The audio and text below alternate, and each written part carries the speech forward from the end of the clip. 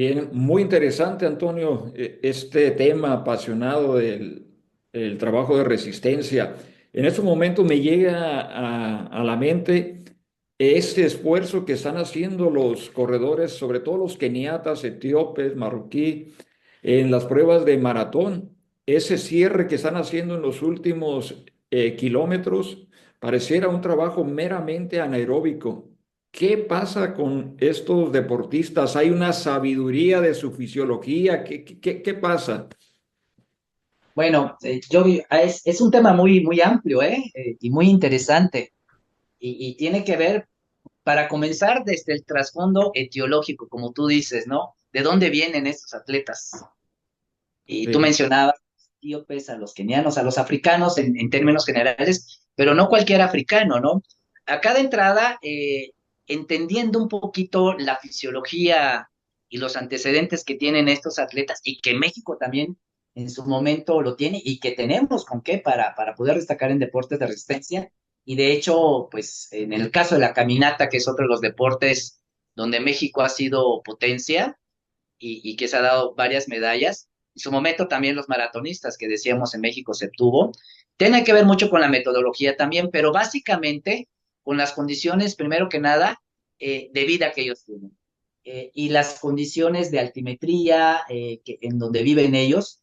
Normalmente estos atletas tienden a vivir en altitudes superiores a los 2.000 metros, incluso en algunos casos hasta más de 3.000 metros sobre el nivel del mar. ¿Esto en qué modifica el consumo máximo de oxígeno? Bueno, que de entrada, desde el punto de vista fisiológico, el cambio de la presión atmosférica hace que el oxígeno como tal, para lo cual dispongamos en el ambiente, no sea el mismo en términos de la presión, para que ese oxígeno pueda entrar al organismo. Entonces, en alturas, en grandes alturas, estamos hablando que a partir de 1.500 metros, esa, esa capacidad de poder captar ese oxígeno por nuestros pulmones se va reduciendo. Normalmente en algunas investigaciones nos dicen que se reduce un 1%. Entonces vamos a suponer la gente que vive acá en la altura de la Ciudad de México, que estamos a un promedio de 2.300 metros sobre el nivel del mar, pues estamos prácticamente un 8% arribita de lo que tendrían en términos de la gente que vive a nivel del mar.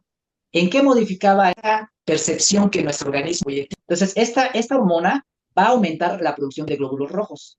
Y cuando aumenta la producción de glóbulos rojos, estos glóbulos rojos o eritrocitos, como se les conoce también en términos bioquímicos, fisiológicos, médicos, son los encargados de captar el oxígeno. Cuando no hay mucho oxígeno en el ambiente, aumentan por esta hormona que se está produciendo de manera natural por la altura. Entonces, la gente que vive en grandes alturas, como en este caso, hablando de los etíopes, los kenianos, y toda gente que hagas o no hagas deporte, por el solo hecho de estar en una altura superior, en este caso vamos a redondearlo arriba de 2.000 metros, va a hacer que tengas mayor cantidad de producción de glóbulos rojos y por lo tanto mayor capacidad de oxigenación. Y como habíamos comentado, si tienes mayor capacidad de transporte de oxígeno, mayor cantidad de hemoglobina, que es lo que transporta estos glóbulos rojos, la hemoglobina es la que se encarga de captar el oxígeno y transportarlo, pues tu resistencia mejora. Entonces, eso ya es una ventaja. Hagas o no hagas ejercicio por el hecho de vivir allá. Entonces, por eso los famosos campamentos de altura, que en todos mm, los deportes de resistencia se hacen de manera natural y fisiológica aumentar los glóbulos rojos. Ahora, hay gente tramposa que se inyecta esta hormona. En lugar de irse a un campamento de altura, alejarse de la familia, el frío, todas las condiciones que no son tan buenas con la altitud, pues prefieren doparse, como de eso le decimos dopaje, porque realmente son sustancias ajenas al organismo que de manera artificial, en este caso, se llegan a producir de manera sintética, las metemos a nuestro organismo, sí ocasionan esos cambios, pero son peligrosas. En el famoso ujú. Tour de Francia, en su momento que fue de lo más perseguido, en la plena competencia se morían los atletas, porque ese aumento de la cantidad de glóbulos rojos evidentemente hace que la sangre se vuelva también más espesa y el corazón tiene que trabajar más. Esto es uno nada más de los casos por las que pudieron hacer, ¿por qué ellos? ¿Por qué ellos pueden aguantar? Esa es una. pero la otra es el somatotipo que ellos tienen, el tipo de complexión que ellos tienen ya de una manera también más natural, más delgados, más espigados, incluso no necesariamente altos, que les permite tener un cuerpo que no pesa mucho. Ujú. Entonces, eso en términos de economía de la energía, pues permite que gasten menos oxígeno. Y un tercer punto que yo le daría, yo creo, a la importancia, pues es la necesidad de triunfo que se tiene. Sí. La necesidad, incluso si tú quieres económica, de salir adelante. Un atleta, y hay obviamente pues ya una cultura de la carrera, que también es otro aspecto importante, como precisamente de manera natural, el atleta ya tiene una cierta predisposición a destacar en esos deportes de resistencia. Muchos entrenadores se han enfocado a buscar talentos en este caso. Y digo, y no solamente con los africanos, o sea, hay obviamente en otros países que no necesitas haber nacido en África para tener resistencia, pero sí estar entrenando en esas condiciones que lo simulen. Ahora, la tecnología también ha mejorado, la fisiología ha mejorado, simple y sencillamente las características de los tenis, por ejemplo, que permiten una mejor economía del impulso de la carrera, disminuyen sus riesgos de lesiones, incluso por allá está prohibido el uso de ciertos tenis por el drop, o sea, el grosor que llegan a tener, que no debe de pasar de cierto grosor para que no tengan cierto impulso, el uso de sus geles que llegan a tener, las placas de carbono, es tecnología que diríamos, pues nada más me va a mejorar. No vamos a decir las marcas, pero todos sabemos la marca de estos tenis que patrocinaban a estos atletas que incluso en el caso del maratón buscaban romper la famosa barrera de las 2 horas, Ujú. con el famoso Eliud Kipchoge, que en estos últimos Juegos Olímpicos intentó ser el primer maratonista en ganar 3 maratones de Juegos Olímpicos y desafortunadamente no le fue bien, pero lo logró en 2 ocasiones. Él tuvo los récords mundiales y además él intentó 2 veces bajar la barrera de las 2 horas, lo logró en una segunda intención, pero realmente no de manera oficial porque no es en un maratón, es un circuito donde corren al mismo paso, obviamente, con la ayuda de liebres, como le decimos, o conejos, o pacers, que le iban marcando el ritmo. Eso en un maratón sí se permite, pero tienen que estar estos atletas desde el principio, no pueden estar haciendo relevos. Ujú. Entonces, les marcan, incluso a estos atletas les pagan para marcar ese paso y se van a un ritmo específico. Pero detrás de todo eso, hay una serie de evaluaciones que les hacen a estos atletas. Hay fisiólogos, hay médicos que permiten ver, por ejemplo, cuál es el consumo de oxígeno que ellos tienen. Recientemente, por allá veíamos que uno de los récords mundiales en términos de fisiología era quien tenía el consumo máximo de oxígeno más alto, lo tenía por allá un ciclista. Los atletas de alto rendimiento de resistencia oscilan alrededor de los 90 mililitros por kilogramo por minuto, casi el triple de lo que tiene una persona sana sedentaria.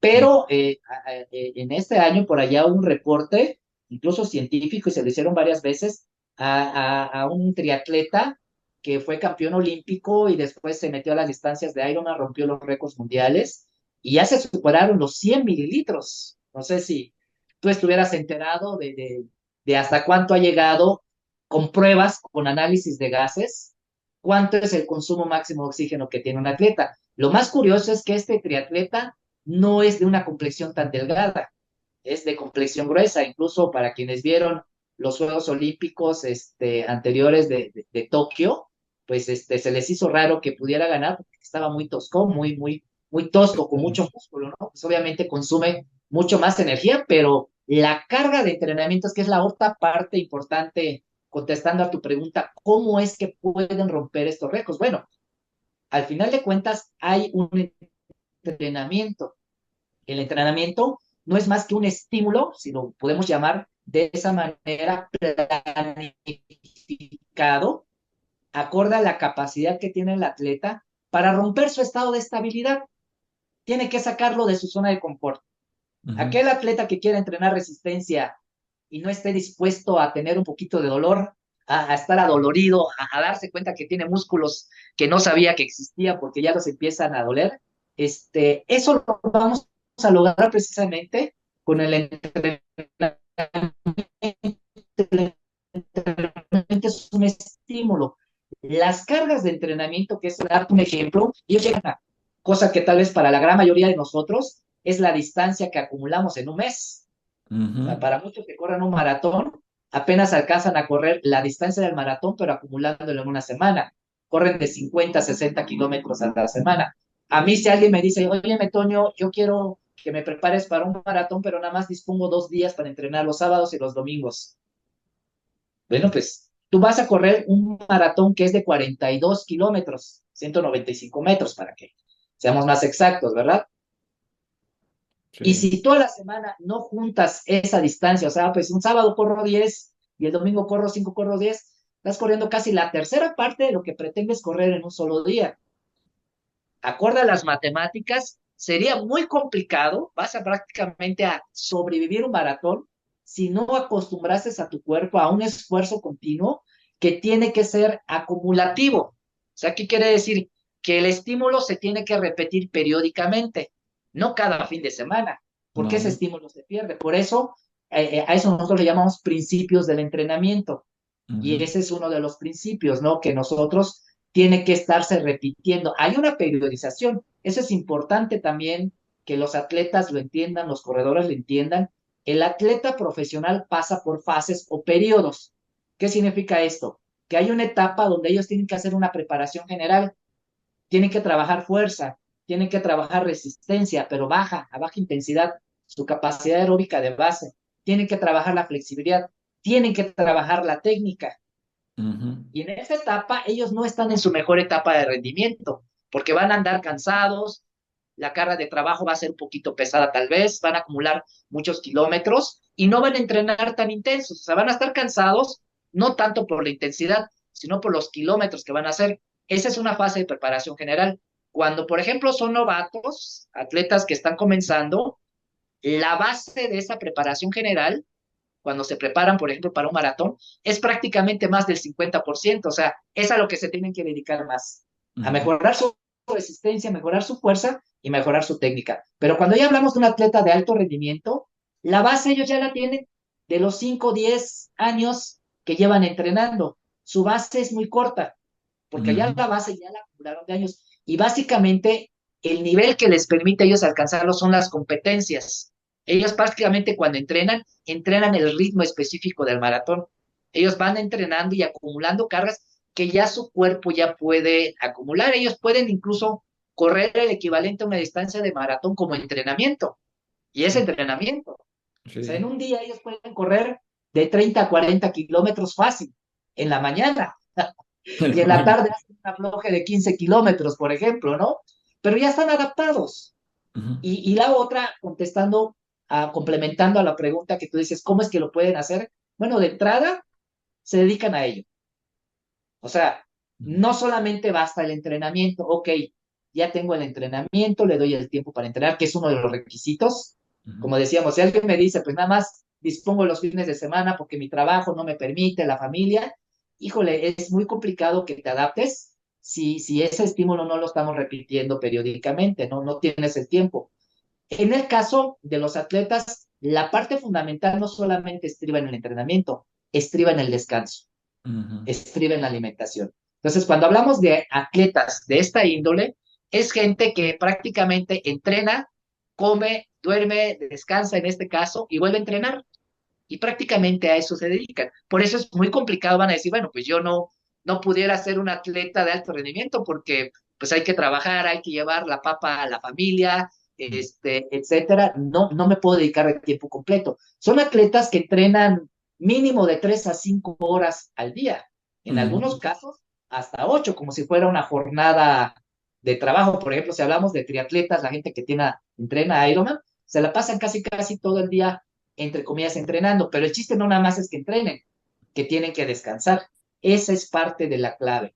Y evidentemente los programas de entrenamiento que estos chicos llevan, o chicas, también las mujeres han estado rompiendo el récord, que ese es un dato también interesante. La capacidad de resistencia de la mujer ha estado evolucionando mucho más rápido que en el caso de los hombres. Si nosotros hacemos un análisis de cuánto han mejorado las marcas, por ejemplo, de maratón. Y ahorita, por ejemplo, la chica que acaba de romper el récord mundial, que ya bajaron de las 2 horas 10, va a doler esto para la comunidad mexicana. Sí. Ningún mexicano en este momento es capaz de correr abajo de 2 horas 10. Con eso les digo todo, ¿no? O sea, Impresionante. una mujer es capaz de correr mucho mejor que cualquier mexicano en este momento. Ya la época dorada del atletismo, donde incluso hasta con un 2:10, incluso un 2:11, como hizo en su momento Germán Silva cuando ganó Ujú. el maratón de Nueva York, que por cierto lo ganó 2 veces, y es muy reconocido porque por allá ganó con Benjamín Paredes, que se equivocó en la ruta y regresé y todavía lo alcanzó muy magistral esa manera de ganar, pues todavía se podía ganar con 2 horas 11. Ahorita, pues de hecho, ni siquiera das la marca con ese tiempo, no podrías asistir a Juegos Olímpicos, no podrías asistir a un campeonato mundial. ¿Por qué? Porque los atletas ahorita ya te están corriendo abajo de 2 horas 2, 2 horas 3. Incluso, pues si ya quieres hasta con 2 horas 3, puede ser que ni siquiera quedes en tercer lugar, porque se rompió el récord mundial y quedaron ahí muy cerquitas esos tiempos. Es parte de la evolución, y no solamente en el hombre, obviamente en las mujeres. Ahora, definitivamente, para que eso suceda, es gente que se tiene que dedicar a eso. Sí. Tienen un manager, tienen un entrenador, e incluso a ellos les tienen que ver dónde van a competir, viven de eso, incluso, pues digamos, no van a vivir de lo que ganen en el premio de la competencia, tienen patrocinadores y Sí. se dedican básicamente a entrenar, contestando un poquito, y por allá pudieran haber más factores que inciden en el rendimiento de estos atletas, pero es una pequeña población. Yo te pudiera decir que pudiera ser el 0.0001% de la gente que puede llegar hasta ese nivel, hablando de la población en general. Y a lo Bien. mejor para la población en general, pues tendríamos que pensar en lo que es factible. Yo recomendaría, por ejemplo, pues no imitar, porque por allá de repente, y me ha tocado casos de atletas que pues se bajan un programa de la red, o plan para bajar de las 3 horas, o plan para bajar de las 4 horas en el maratón, ¿no? Pero en realidad no son trajes hechos a la medida de uno. Y eso nos puede llevar, primero que nada, a una lesión. Segundo, tal vez a una frustración, porque al final no logramos el objetivo.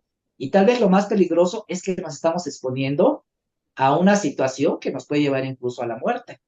Entonces, yo creo que en los deportes de resistencia, tal vez a diferencia de otros deportes, donde probablemente sea más recreativa la cosa y Ujú. menos peligrosa, hay que tomarlo un poquito más en serio, Ujú. porque si exponemos nuestra salud, sí le tenemos que dedicar un tiempo, hay que darle tiempo a que nuestro cuerpo se adapte.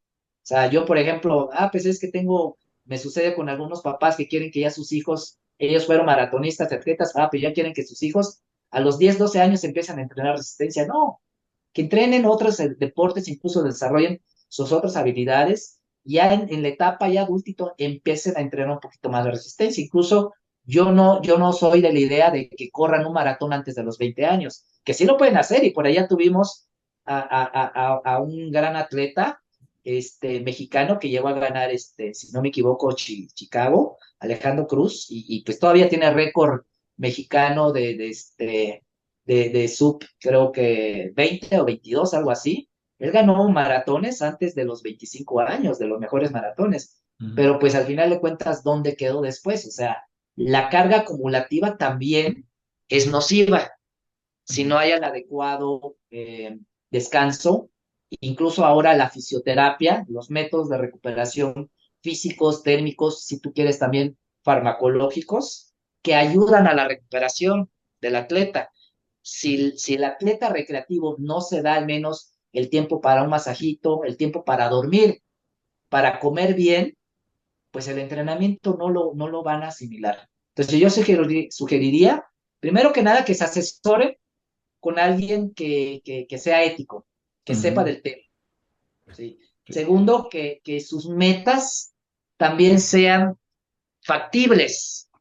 Sí pueden ser ambiciosas, por supuesto, ¿no? Yo quiero entrenar y quiero ir a Boston. No, pues para Boston a mí me piden 3 horas 20 para mi categoría de edad, pero si yo tuviera 25 años,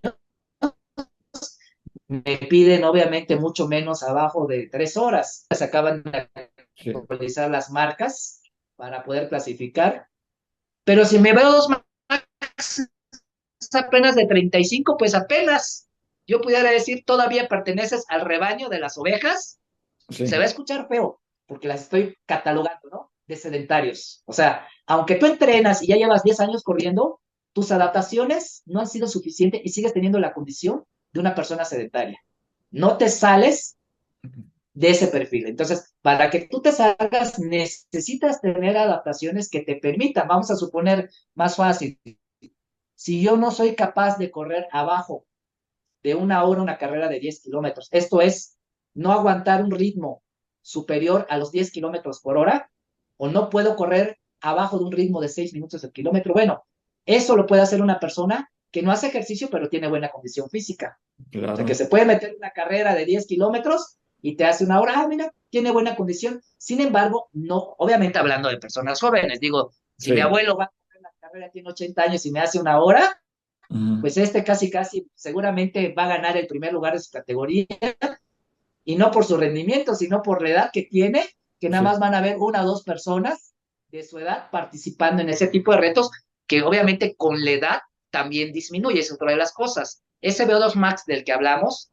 disminuye desafortunadamente con la edad, obviamente para alguien que ya ha alcanzado un tope, pero como tú comentabas al principio, a lo mejor sobre todo con la gente que antes hacía pues otros deportes, jugaba otros deportes más recreativos, y ahora toma más en serio la carrera y mejora su condición, y resulta que a los 50 años tiene mejor condición que cuando tenía 40, incluso que cuando tenía 30.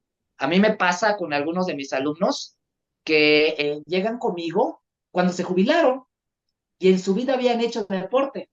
fíjate, Y qué bueno que tomaron como un estilo de vida, un proyecto de vida, porque para muchos jubilarse, pues ya muchos como que se resignan y no, pues la vida todavía puede continuar. Y en algunos casos, seguramente por allá en su momento me van a escuchar algunos, que por ejemplo empezaron a venir acá en la UNAM, en la clínica de hipertensión o en la clínica de obesidad, empezaron a hacer ejercicio por cuestiones de salud.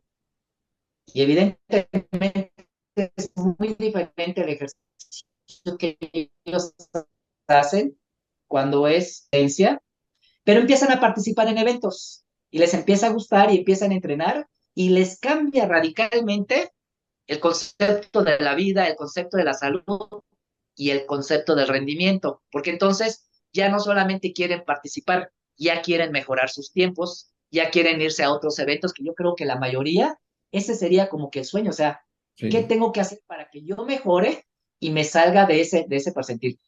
En los deportes de resistencia, específicamente en la carrera, y eso es algo muy interesante, hay un dato que cuando lo organizan eventos grandes, hay estadísticas. ujú, Entonces ahí te puede a ti ubicar qué tanto estás tú en una percentil de rendimiento de tu categoría. ¿Qué quiere decir esto? Que si, por ejemplo, yo corro una carrera de 10 kilómetros, yo estoy en la categoría de 50 a 54 años. Cada categoría las hacen a partir de los 20 años, es decir, en pruebas de resistencia, y cada 5 años es una categoría.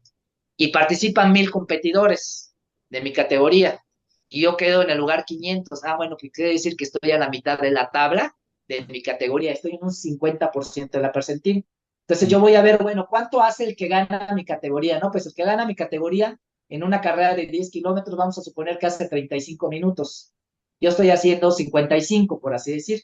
Ah, pues eso me permite estar más o menos a media tabla. Ahora, depende del nivel, ujú, porque a lo mejor con 55 minutos en una carrera de 10 para mi categoría, gano la carrera en mi pueblito, porque ujú, nada más van a participar 3 y ujú, pues los demás prácticamente eran sedentarios. Bueno, pues sí, quedé en una percentil alta, me subí al podio, pero mi rendimiento realmente no es del todo bueno. O puede ujú, ser que yo tenga un VO2 max, por ejemplo, de 60 y esté haciendo 35, pero con eso ni siquiera me subo al podio porque a lo mejor ya están participando los que fueron atletas elite, ujú, que eso es lo que ahorita sucede. Algunos de esos atletas que ya no pueden ganar carreras porque ya la edad se les vino encima, como sí, dice la canción, pero su rendimiento todavía les da para poderles pelear a los chavitos, y obviamente pues ya los premios ya no son los mismos, que esa es otra de las características que hemos comentado. A la mayoría de los que hacemos este deporte por recreación, lo hacemos tal vez por salud y por superación personal. No perseguimos un premio, tal vez sí la medallita que nos dan, la playera, etcétera, y a lo mejor la satisfacción de conocer otro lugar, otra ciudad, correr con los amigos, el club, etcétera, ¿no? Pero los que ya participan ya van buscando un premio. Y en muchas ocasiones, pues obviamente ese premio pues es una compensación económica, ¿no? Incluso algún carro, suele suceder con las maratones, son otros los objetivos que ellos persiguen. Por eso es que literalmente ellos se tienen que dedicar a eso y viven literalmente eso, son atletas profesionales. Nosotros, el grueso del deporte, o sea, el 99.9% te pudiera decir, pero lo vamos a hacer por recreación. Pero sí que la gente esté consciente, primero que nada, antes de rendimiento, anteponga su salud.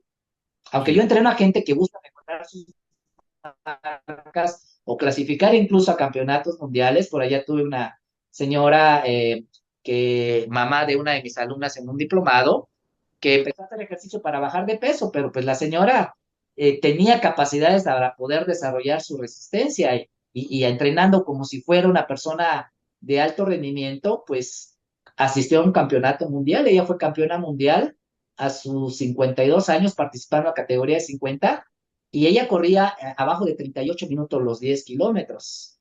Bien. Ella incluso llegó a ganar carreras en la categoría libre, aún siendo atleta veterana, porque así era como las clasificaban. Antes no habían tanto las categorías de cada cinco, nada más había categoría libre, máster y veteranos. Y por allá, si había la carrera, había más fondos, podían sacar una categoría veteranos plus.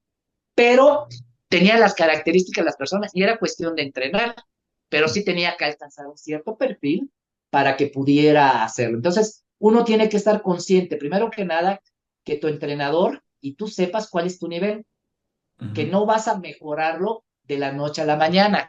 La resistencia es una capacidad que requiere de tiempo. Y en términos, sobre todo, de intensidad, hablando de tips para la mejoría de la resistencia no es que yo aguante más, que a lo mejor es lo que nosotros confundimos, sino que la capacidad que yo tengo de realizar un cierto ritmo, hablando en este caso de la carrera, la pueda prolongar por más tiempo. O Ujú. sea, yo puedo correr una carrera de 10 kilómetros en una hora, pero cuando ya voy a correr 20 kilómetros ya no voy a mantener ese ritmo de 10 kilómetros por hora, ya lo tendré que correr a 9. Entonces Ujú. los 20 kilómetros ya no va a ser el doble de tiempo, ya me voy a tardar 2 horas 10. Ah, bueno, pues mi déficit de resistencia fueron 10, pero si la persona tiene menos resistencia, pues resulta que los otros 10 los va a tener que prácticamente caminar y en lugar de hacer 2 horas 10 va a ser 2 horas 30.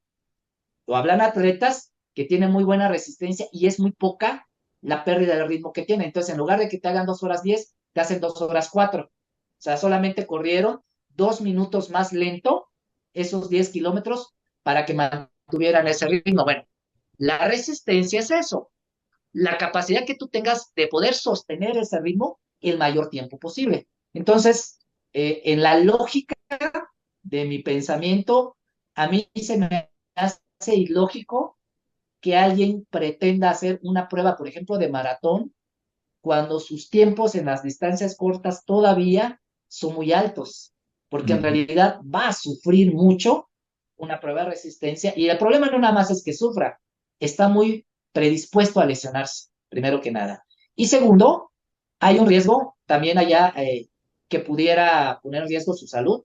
Y la tercera es la frustración, que Sí. realmente cuando vaya a hacer la competencia se dé cuenta que no estaba preparado para hacer ese evento. Yo, por ejemplo, en lo particular, yo el consejo que le doy a la gente es que si, por ejemplo, van a correr un maratón y si un medio maratón no lo han podido correr abajo de 2 horas y media, seguramente el maratón van a ser arriba de 5 horas. Hacer un maratón de 5 horas, yo diría que es casi, casi correr un maratón de supervivencia. Digo, en un Ironman hay gente que hace 5 horas, pero bueno, ya llevan 10 horas de esfuerzo previo. Sí. Pero yo normalmente les digo, mejoren mejor su velocidad, su ritmo en las distancias más cortas, que permitan mejorar su VO2 max y ya les permite disfrutar. Y cuando menos ya van a estar en ese 50-60% de la percentil que hablamos. O sea, ya Ujú. no vas a ser de los últimos en llegar en la carrera. Ya tu meta no va a ser ganarle a la barredora, que Ujú. también me ha tocado casos, ¿no? Sí. La meta es terminar la prueba, sí, pero terminar la prueba hay un tiempo tope. Ujú. Los medios maratones en la gran mayoría te dan 3 horas. 3 horas incluso lo puedes hacer caminando, pero tienes que hacer caminando rápido. sí, Pero si ni caminando rápido lo puedes aguantar, te descalifican. Entonces, para muchos era, pues normalmente la barredora viene ahí con la ambulancia atrás, recogiendo a la gente que ya no puede, ¿no? Entonces, si ya tu capacidad no da, bueno, quiere decir que te estás exponiendo a un nivel al cual tú todavía no estás preparado. Entonces, muy sí, bien, tomar conciencia de que se tienen que preparar, que aunque el objetivo a lo mejor no sea hacer una marca, pero que estés en una media, en una percentil, que no estés en los que van a sobrevivir una carrera, porque les comentaba, ese es el riesgo que conlleva. sí. Muy bien, Antonio. Muy interesante este tema de la resistencia. Y obviamente, no es para dejar claro, el deporte de resistencia, cuando hablamos con predominio de la resistencia, pues hablamos de las carreras de 5, 10, medio maratón, maratón, ultramaratón.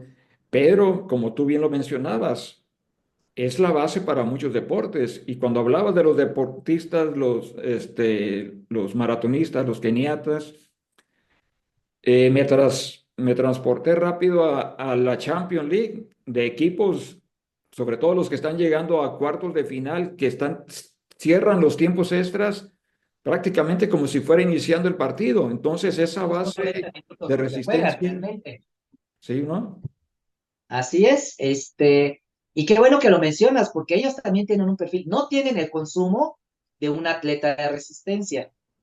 Cuando ya hablamos de un atleta profesional, pues es muy difícil que sean profesional con 50 de consumo máximo. Ellos ya están oscilando alrededor de 60 y depende obviamente de la posición, no es el mismo la condición que tiene el portero, que tiene el defensa, que tiene el medio o el delantero, que también, pero sí es una base y lo que tú lo comentabas, porque no solamente incluso es el partido, Ujú. ok, ya nos fuimos a tiempo. No, sucede que estamos jugando 2 o 3 ligas y hoy juegas el domingo y a lo mejor el martes o el miércoles te toca otro partido.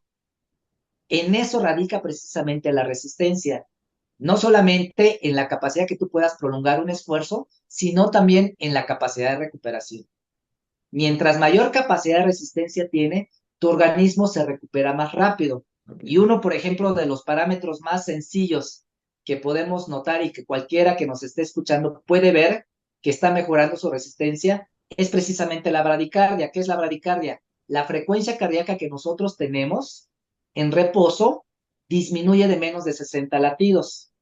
Entonces, ¿qué significa? Que el corazón está teniendo mejor capacidad y no necesita trabajar mucho. Entonces, a lo largo del tiempo, mientras el atleta vaya mejorando su resistencia, tiende a haber una bradicardia, que esta obviamente debe de ser sinusal, referencia, ¿no? Hay gente que tiene el pulso bajo y no hace deporte, bueno, eso sí que vean a su cardiólogo porque puede ser allá alguna otra anormalidad, alguna insuficiencia o algo, ¿no?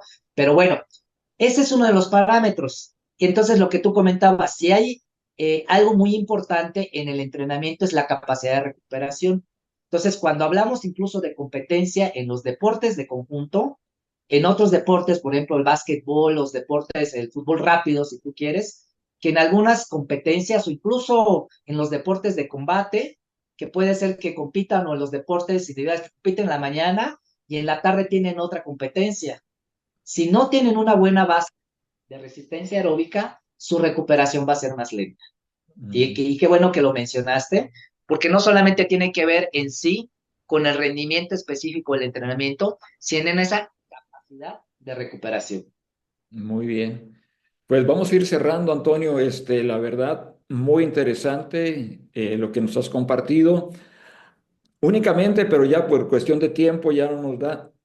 Me gustaría que en un futuro, unas semanas más por ahí, nos compartieras un tema sobre algo que mencionaste, la resistencia, un nuevo concepto de vida. Y hablabas Así por es, ahí de los jubilados, que muchos dicen, pues ya me voy a jubilar, pues me voy a casa, me compro una buena televisión de plasma y ya. Pero otros podrán ver en la resistencia un nuevo concepto de vida, una nueva adicción, ¿sí? así es. En su Lo vida. acabas de Entonces, comentar como una adicción, que sí lo tiene, ¿eh? Las sí, sí, endorfinas y todo lo que genera hormonalmente nos hace que hagamos eso también. O sea, sí nos llega a generar cambios bioquímicos que nos vuelve, si tú quieres, hasta un poquito adictos al ejercicio. sí. Pues ojalá y nos puedas compartir esto Me da gusto. en una próxima plática Y Antonio, pues saludarte, mandarle un abrazo ahí a tu familia y Por supuesto. orgulloso, ¿verdad? Siempre de ser Puma. Por supuesto, con el Puma acá en el corazón, con estos 30 años que llevamos acá en la UNAM. Igualmente, pues luego nos veremos ahí personalmente para saludarnos, Antonio. Gracias por compartir esto para la comunidad universitaria, para los Pumas y pues también para la comunidad, para todas las personas donde pueda llegar este podcast. Hasta luego.